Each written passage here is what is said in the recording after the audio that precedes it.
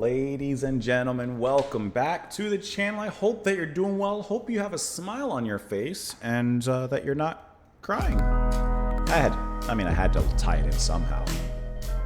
We are returning at your request to Roy Orbison. We're going to listen to this track, Crying. This is off of his third studio album of the same name, released in 1962.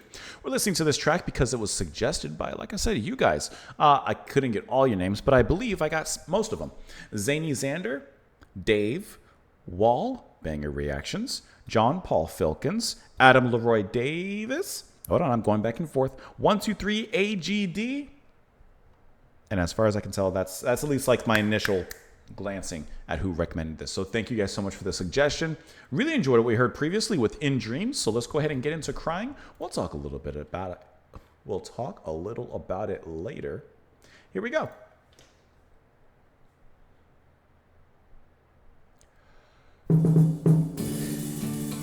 It's loading.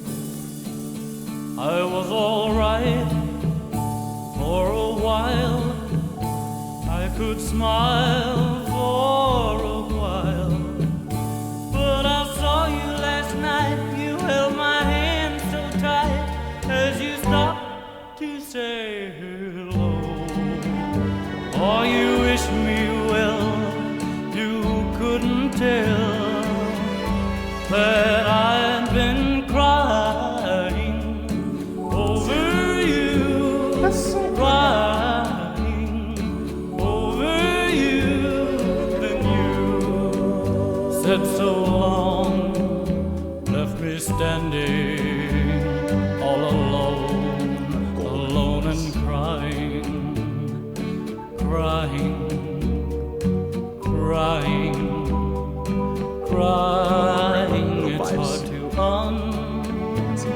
understand, but the touch of your hand can start me crying. I thought that I was over you, but it's true, so true. I love you even more than I did before. But darling, what can I do? For you don't love me, and I'll always be crying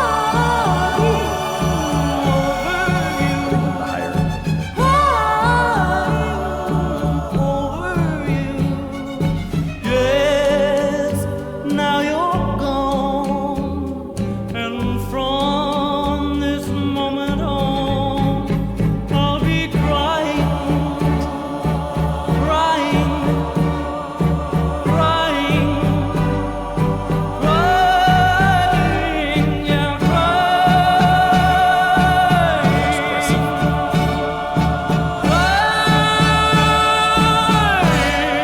It's like he doesn't even have to try.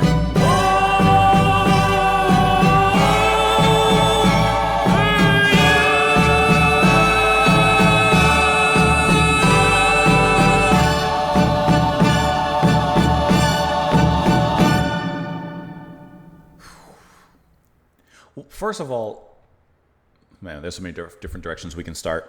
The ending is fantastic.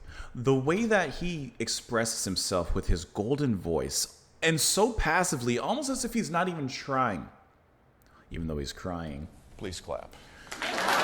Like his voice escapes from his mouth in such a way that his voice is like so golden and it has this presence. And it feels like he's barely opening his lips to like express himself. He's just crying, but his voice comes out bellowing out of that like a big gustful wind. It is absolutely lovely. The music itself has this very relaxed, forlorn, romantic tone, kind of loungy. You hear a little side of vibes or marimba or something like that going on. Then on the second verse, or maybe it was the third, the little bits of orchestra begin to come in. The strings begin to cut through, almost as if cutting his heart and breaking his heart there. Just a wonderful mixture, right? Like perfect 60s sound that I'm familiar with. The ending, however, kind of takes all of that away and shifts it into this constant elevation. Not only does that orchestra, those strings come in, starting quiet, dun dun dun, and then building up little by little, level by level, but so does his voice. And I love how he begins that with a falsetto. I can't do it. I'm not going to try. I'm not going to hurt your ears and hurt your dog's ears. But the way he starts off with that falsetto and brings it down, almost as if in a reverse climax. As the strings build up, he starts high and brings down and comes down. And then at about a middle point between the two, they kind of hit this evenness, and then they both begin to lift up. And his voice and his singing goes from this kind of passive and yet magnanimous delivery, and then he really begins to outcry. That's when the crying really begins, is at the end, in that final buildup into a sensational final note. That is just a really great masterwork in class on like constructing a song and including so much subtlety and detail within it beyond just the flashy exterior and pushing it further and further on. That's incredible writing. And once again, in a 2-minute and 46-second song, it hits quick. Boy, does it hit well. Let's look at the lyrics on this one. Relatively straightforward. I was all right for a while. I could smile for a while, but I saw... Ooh, relatable, right? But I saw you last night. You held my hand so tight as you stopped to say hello. Oh, you wished me well. You couldn't tell that I'd been crying over you. When you said so long, left me standing all alone, alone and crying. It's hard to understand, but the touch of your hand can start me crying.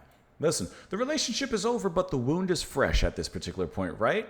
He was all right for a little bit. He was doing okay. And then, he saw her last night. She just, held his hand just in comfort, just as in, hey, how you doing? Hope you've been well.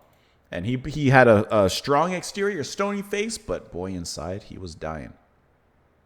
I thought that I was over you, but it's true, so true. I love you even more than I did before, but darling, what can I do for you don't love me? And I'll always be crying. From this moment on, I'll be crying. That, once again, that's relatable. Looking at this particular track, it says it was released in 1961. It was a number 2 hit in the U.S. for Orbison and was covered as well by Don McLean, whose version went to number 1 in 1980. Dave Marsh, let me not abbreviate him, calls the song a rock bolero with blaring strings, hammered timpani, a ghostly chorus, the gentle strum of a guitar, and a hint of marimba. I would say there's more of a hint, less of a hint, more of a splash. Observes it as an expressive reading on the country-flavored ballad. The personnel in the original recording included, of course, Orbison, and Bob Moore on bass, Floyd Kramer on piano, Buddy Harmon on drums, Boudlou Bryant, Harold Bradley, and Scotty Moore on guitar. Just a really, really lovely track. This track, I know that a lot of people, when we listened to the previous track, said a lot of Orbison's music was featured on a movie called Blue Velvet. Never seen it. Don't know anything about it. This track feels like it could definitely be like over the credits of some movie, where the movie has ended just like the relationship has ended, and yet there's still something lingering, whether that is, something of a positive nature or like this, definitely negative with the crying after. Here's your chart positions. Number 3 in Canada, 25 in the UK, 2 in the US Billboard Hot 100, and 1 on the US Cashbox. Thank you guys so much for recommending this one, and thank you so much for watching. I hope that you enjoyed the music, and I hope that it didn't leave you crying. You can let me know your thoughts in the comments down below. Thank you for being here. Come back tomorrow, and I will see you all then.